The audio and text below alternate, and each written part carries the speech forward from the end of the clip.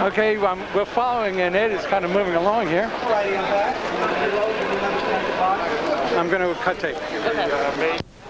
We're back on. We were just talking about women's advancement within the financial institutions, and we're speaking about Muriel Siebert, who was... She was the first female member of the exchange. She actually a seat holder. She was the first woman to buy a seat on the floor of the New York Stock Exchange, which again was a groundbreaking event. And she also was involved with a bank specifically for women. Yes, exactly. I don't think she actually ever worked her seat on the floor. She owned the seat as a membership for her company, but I don't think she actually worked her seat. But we have had many successful women brokers on the floor of the exchange. I'm trying to remember the name of the bank. Yeah, I don't remember it either. But okay, so where are we now, and what's happening, and what are we doing? And whenever you're ready to tell me that's enough, that's enough. Yeah.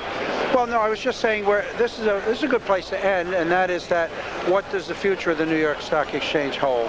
And we're at a very, very key and critical juncture where we are moving more and more toward this, quote, hybrid or more electronic market, where outsiders will be given more control over how their orders are executed electronically. And there's a great debate as to what will happen to the floor itself, the auction market as you're viewing it here, people like myself and the specialists.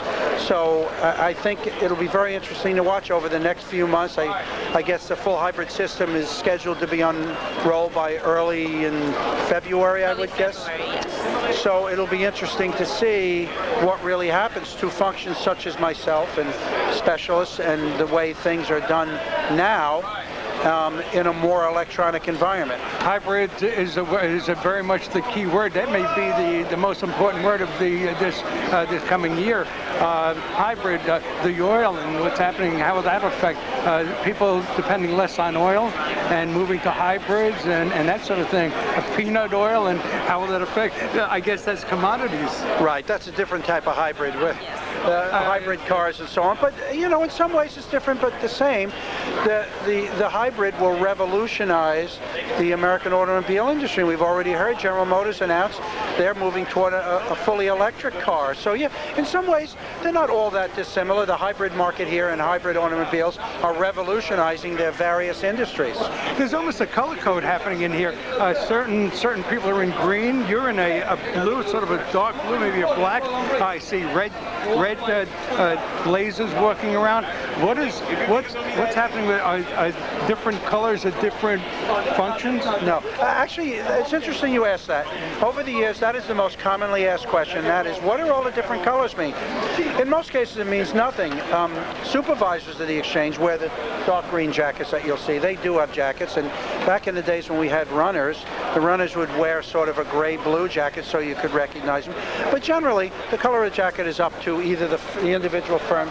Spare Leads chooses to wear green jackets, but they could change to yellow tomorrow. So there's no real significance to the jackets, but it's a very commonly asked question. I'm so used to working in jeans and tops and that sort of thing, and I was advised shirt and tie, suit when you come on board because they're allowed the television folks and the cameras going. Well, that's the dress code of the trading floor, is to have a jacket and a suit tie on. But also in the main room, where we have all of our televisions, there's a possibility you'll also end up on TV. So we need to make sure that you're meeting that dress code. I feel so adult here today with the tie.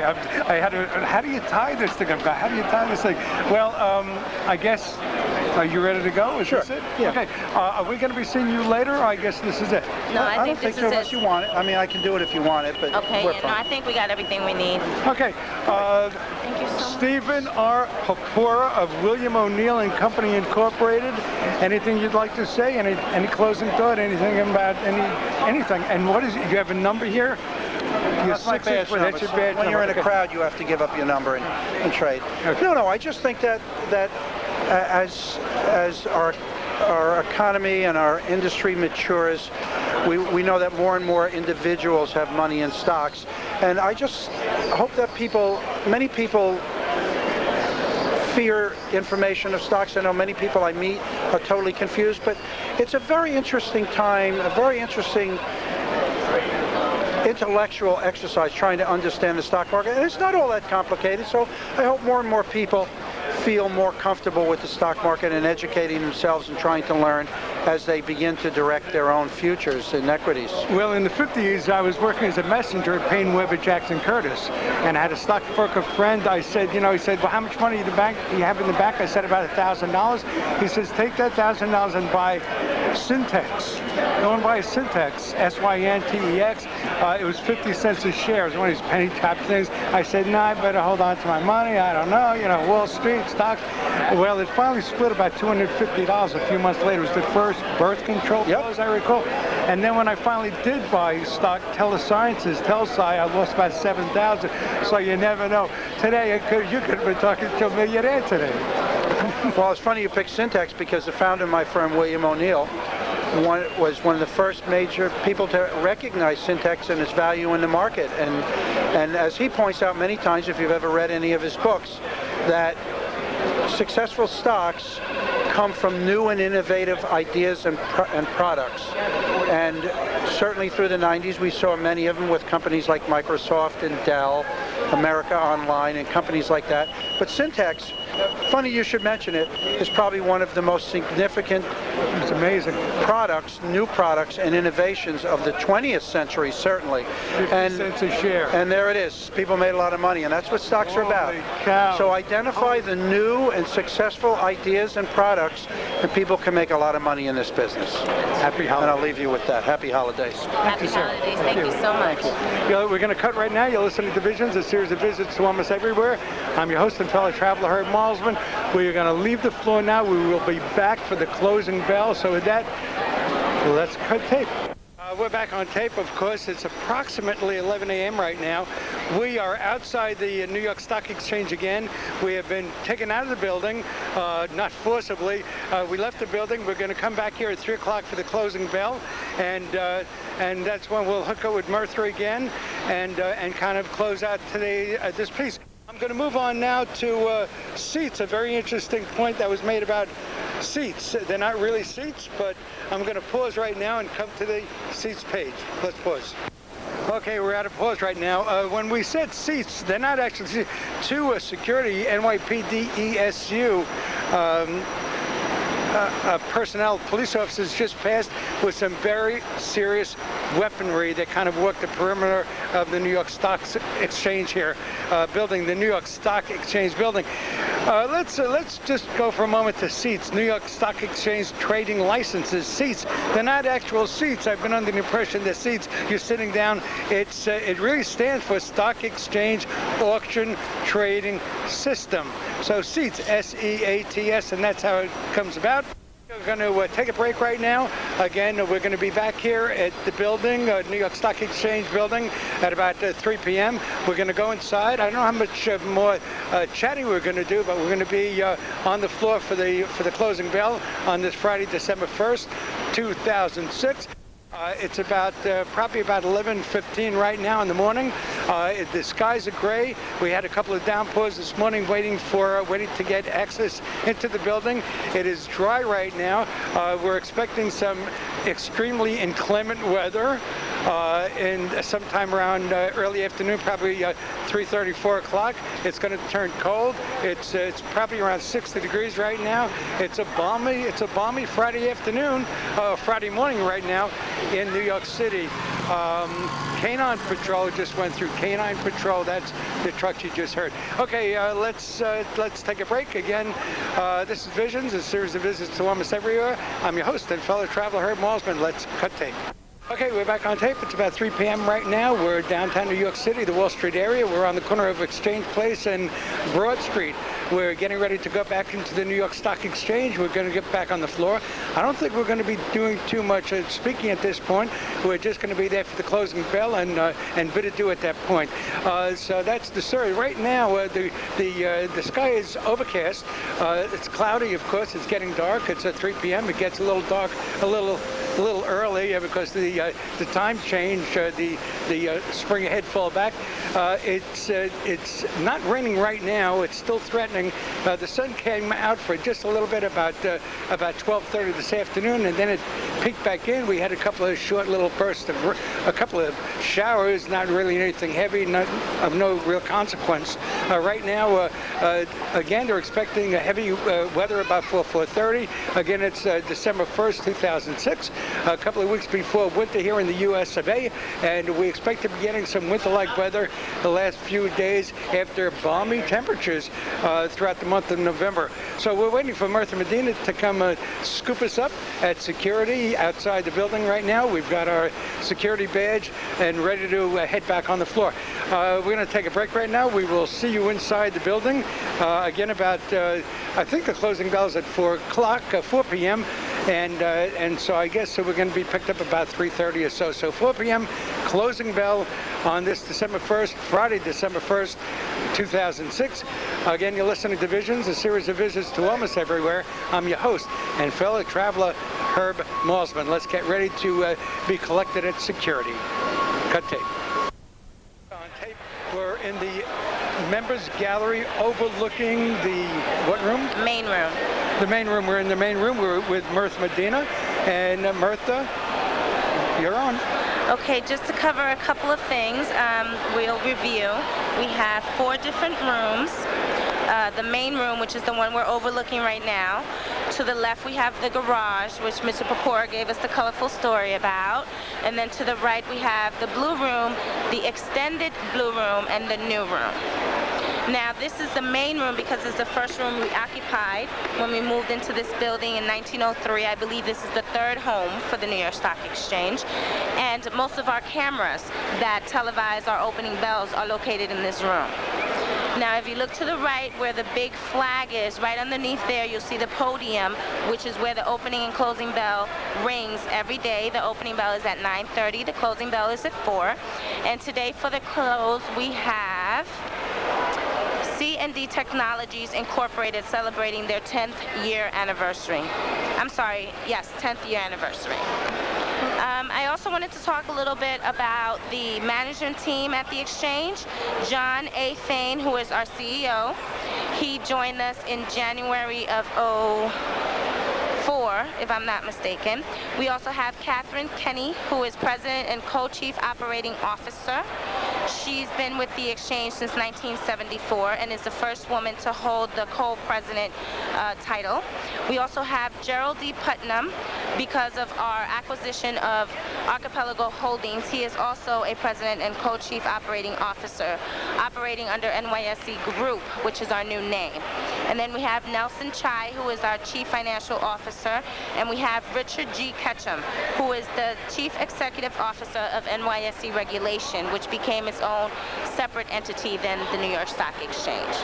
I'm glad we got that out of the way. I'm just going to pause for a moment, check the sound, and we're going to come right back on. Cut tape. In terms of hybrid, it's still in its phase right now. It's still being tested. We plan to have it all squared away and completely rolled out early February 2007. And pretty much what hybrid is, for layman's purposes, is options. It's different options for investors to trade. You can trade electronically through our SuperDot system. You can trade using the e-broker and matching orders electronically, or you can trade sending your order to a broker, and the broker will in turn interact with the specialist. Depending on how many shares of a particular company you are buying or selling, one of the 3 is better suited for the customer. We're just offering that options to our customer. Okay. And also, let's do seats, since Okay. we're up there. Yes. Seats, which no longer exist, they are now called trading licenses.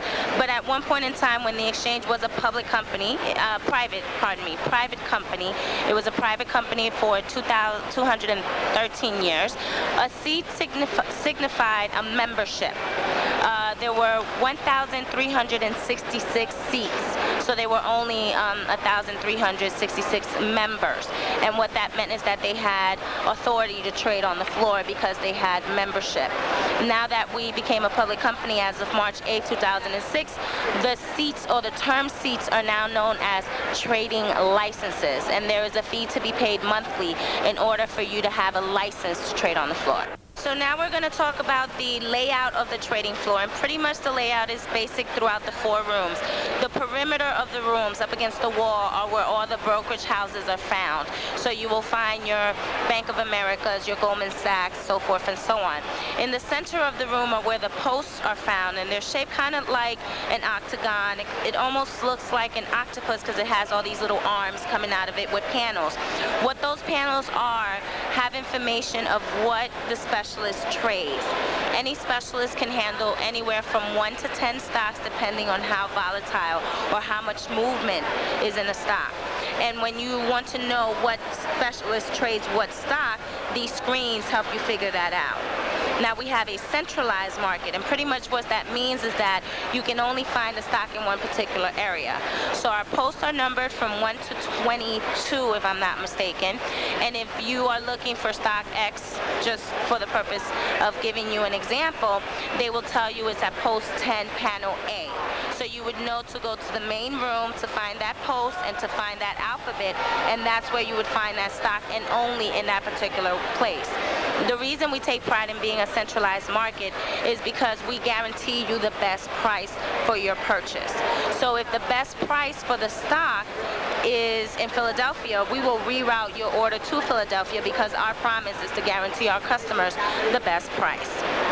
A way for you to understand is for me to speak about our competitor, the NASDAQ. They are an electronic company trading facility, and depending on who is handling the phones, they can have 2 or 3 different people trading the same stock. But there could be a difference of maybe 2 cents, 5 cents. The customer have no way of knowing this because they're calling, and whoever picks up the phone is who's going to handle their order. Meanwhile, since we're a centralized market, you can only find the stock in one area, so you are guaranteed that best price. Okay, so this is where to come. And the American Stock Exchange, what is your relationship with the American Stock Exchange? What would be, briefly, just what would be the difference there? Well, they're our competitor. They are also more of an electronic market. They do not have a floor, but they trade other products such as derivatives and options and ETFs, which we have a business in ETFs, but we're expanding our options business and we're expanding our derivatives business. So the American Stock Exchange would be a competitor as well. Okay, anything else to speak about here? Outside of the fact that there is a dress code on the floor, which is why you see a lot of the traders, both men and women, with jackets. Some of the jackets are very colorful. A long time ago, that was a way to identify what firm were you working for, depending on the color jacket you were wearing. Now they have these tags on their shirts with 3 or 4-digit numbers, kind of like Mr. Pecora. And with that number, a specialist can tell right away who he's dealing with, what firm you represent. He doesn't even need to know your name. As long as he has that code, he knows who he's dealing with. I think he was 664. That is correct. 664 is Mr. Pecora. Okay, anything else? Anything else we should be knowing? I think we have it all covered. Okay, we're just going to hang out. We're going to go off tape. We're going to save. We've got a little tape left. We're going to catch the closing bell. Again, who's ringing the bell today? The closing bell is being rung by C&D Technologies, who is celebrating their 10-year anniversary of being a listed company of the exchange. Happy birthday, C&D Technologies. You're listening to Visions, a series of visits to almost everywhere. By the way, this series began in 1979, 89, 99, with 2007 coming up, so that's 28 years. Congratulations, wonderful, and it's a wonderful program. Thank you very much. On that note, let's cut tape. Well, Herb, we mentioned the fact that we are a public company, but we did not mention our stock. And our stock symbol is NYX, N as in Nancy, Y as in yes, SX in Xerox. And currently, right now, I think we are doing very well. I think our stock is about $90-something a share. And when we opened, I believe, at $60 a share. So we've been doing pretty well. I also want to mention the New York Stock Exchange Index, which is known as the NYA. And that actually has broken a couple of records this year. I believe maybe 22 times it's beat its own high. Most recently, yesterday, it closed at 89.60 even, which is the highest we've seen thus far. So I just wanted to be sure to mention those to you. Also want to talk about our market share volume, which right now is at 2.8 billion, and this is for NYSE Group listed companies. In terms of value of trading, right now our value of trading is $89.9 million. And wanted to talk a little bit about, that's it. That's it. And also, the Pink Panther, let's do the big, Martha gave me a Pink Panther from, was it OC or? It's Owen Cohen. Owen Corning, Owens Corning, right. Yes, Owen Corning. Right. They were here and they went public last week and gave out these cute little Pink Panthers with a white t-shirt on, displaying the logo of the company, and I wanted to be sure that Herb did not forget our visit, so I gave him one to remember us by. My daughter's going to love that. Of course, I'm going to love it too. I hope she does. Okay, we're gonna save some tape, and if you come up with anything else, Martha, let me know. Yes. We're just gonna kind of hang out, I guess, and wait for the closing bell, and that's what we'll close with. So I'll make some thank yous right now. Of course, Martha Medina, your title here. I am Media Relations Associate for the Corporate Communications Department of the New York Stock Exchange. And who else should we be thanking? Of course, Robert Papora. Stephen Papora. Stephen yes. Papora. Yes, he is a trader on the floor. We would like to thank him greatly. We'd also like to thank Rich Adamanis, Senior VP of Communication, who made this visit possible, as well as Eric Ryan, who is the Senior Media Specialist, who also helped facilitate this for you. And of course, William O'Neill Company Incorporated, who allowed Mr. Papora to appear on the program today. Exactly, very much so. We want to thank them as well. Okay, folks, we're going to wait for the closing bell. That'll be the final sound. And I want to thank and send along my greetings to James Herndon and all the good folks at the Library of Congress, National Library Service, for the blind and physically handicapped.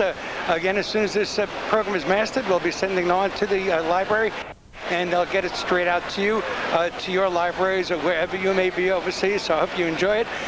You've been listening to Visions, a series of visits to almost everywhere.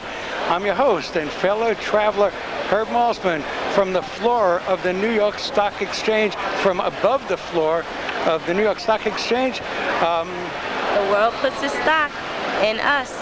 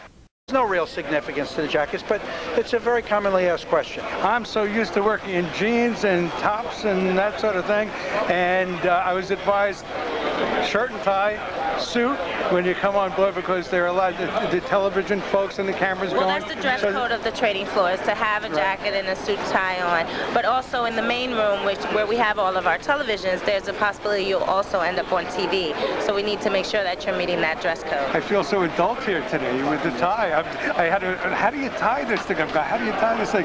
Well, I guess, are you ready to go? Is Sure, this it? yeah. Okay. Are we going to be seeing you later? Or I guess this is it. No, I don't think think this so is unless it. you want it. I mean, I can do it if you want it, but Okay, we're yeah, no, I fine. think we got everything we need. Okay.